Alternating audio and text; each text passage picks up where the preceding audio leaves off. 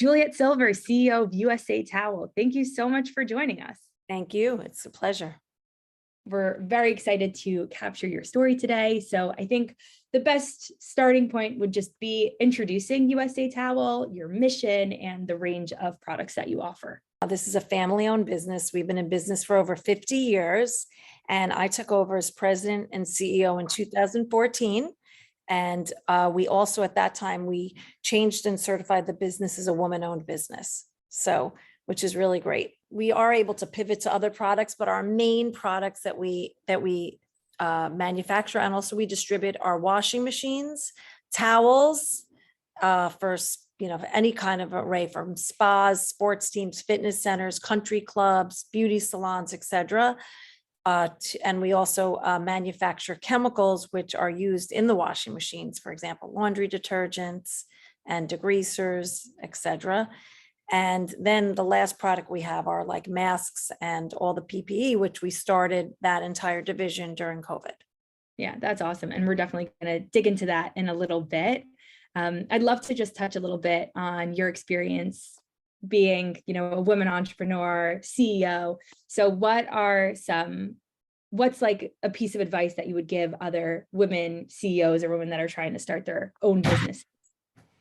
Well, I feel that the most important thing is always just to have knowledge of what you're selling, and don't take into account that you're a man or a woman, the man or the woman. You just have to know what you're selling. Like, we have another division, which we really didn't touch on, which is called Car Wash World.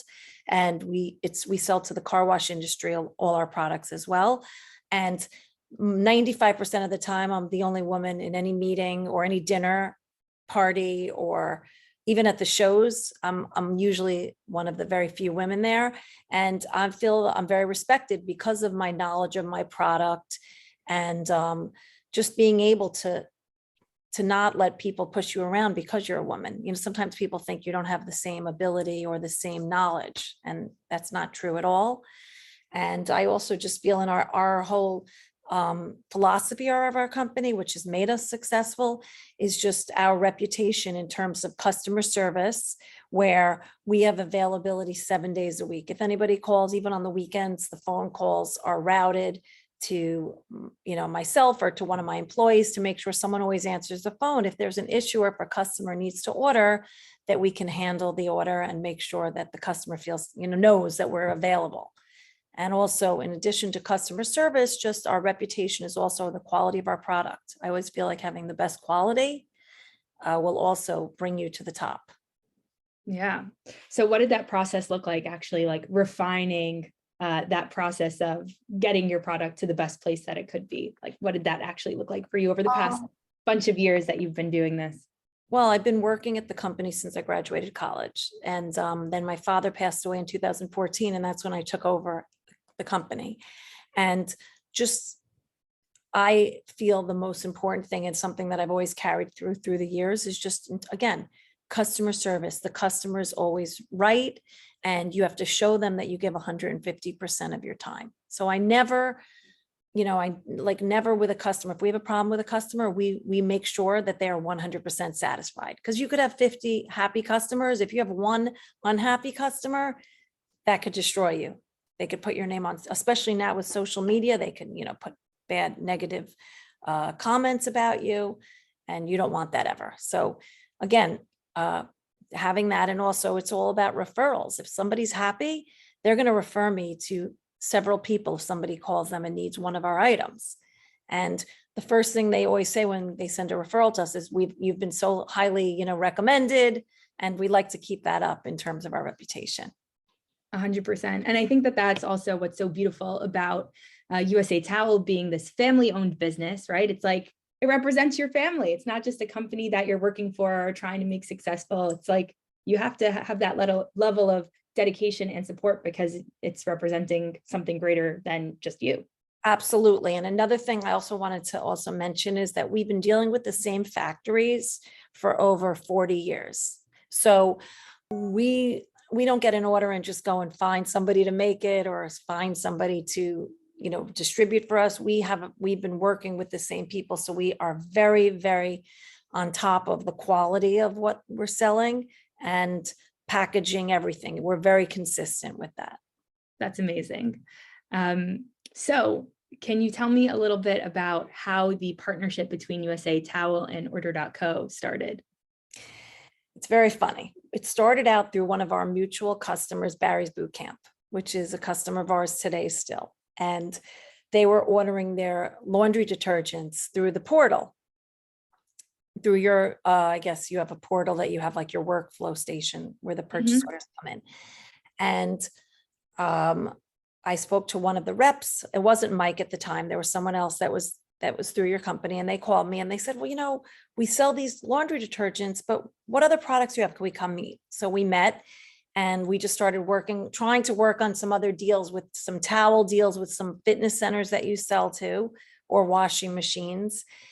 And nothing really happened. We were just kind of moving along. And then all of a sudden, like the first week that everything started with COVID, when things started getting a little dicey where people were looking for masks, I got a call from Mike and he said, basically, do you have any masks? And, and I said at first, I said, I have factories that I work with. Let me see what I can do. And so I called my factories and I went right away into motion of, okay, first, obviously, like everyone else, I was home for 3 days, depressed, like, oh my God, I'm going out of business. And I just didn't even want to leave my house. I said, what am I going to do? How are we going to work? How are we going to survive? And then he basically, because of Mike, it put this little light bulb on my head. And I had one other customer that also, one very large chain that has like, a couple hundred locations also, that happened to call me the same week. So I said, I can handle this.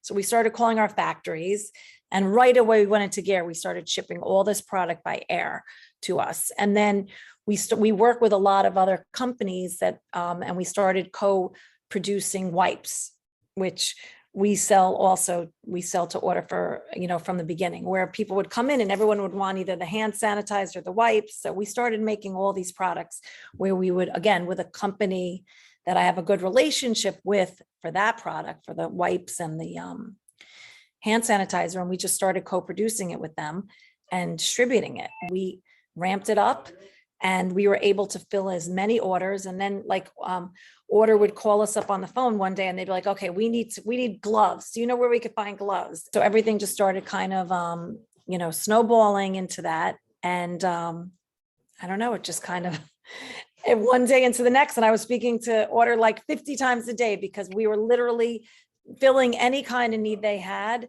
And it propelled our business.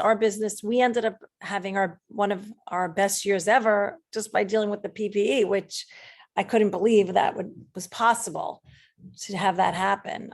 So one of the beauties of being an entrepreneur is that you're able to pivot your company and you're able to figure out what to do in a crisis. And we were able to take, unfortunately, a very horrible situation and turn it into something positive for our company and also to fill the need of our customers. And we just started going to our entire customer base then, and we just started selling these products, all the PPE to all our customers who needed it, who trusted us. And we were able to ship within days of everything going into effect. That's amazing. It's kind of crazy when you think, it's like we feel so distanced from that time of like trying to get our hands on PPE, like really looking at every single potential website, everything, like finally placing an order and then not being able to find it. But you being able to have those established relationships with the factories, with your customers, it sounded like it worked for everyone in the best. And that's what was really the beauty of it, that we were just able to secure it. We brought it all into our warehouse. So we had it, like you're saying, so then somebody couldn't all of a sudden buy it from underneath us. And, it was a risk. And then again, that's about being an entrepreneur. It was definitely very risky because, we were bringing in, pallets and pallets of this. And it could have gone both ways. We could have been stuck with all the product, which I know that did happen to a lot of our competitors that overstocked. And so looking ahead, what are your goals and aspirations for yourself and also for USATowel in the coming years? Well, the company has been growing every year and we're just looking to continue to grow. And I also feel like I always feel like we have to hone in on the products that we are good at and that we have the niche in the business with, and just continue to grow with those products. And again, if a good product came across my desk that I felt would be worthy as to fit with our products, I would consider also launching that, which we have again with the PPE division that we have. Right. Amazing. Well, Juliette, thank you so much for taking the time to chat. We really appreciate it. Thank you. I appreciate it and look forward to doing more business with you guys.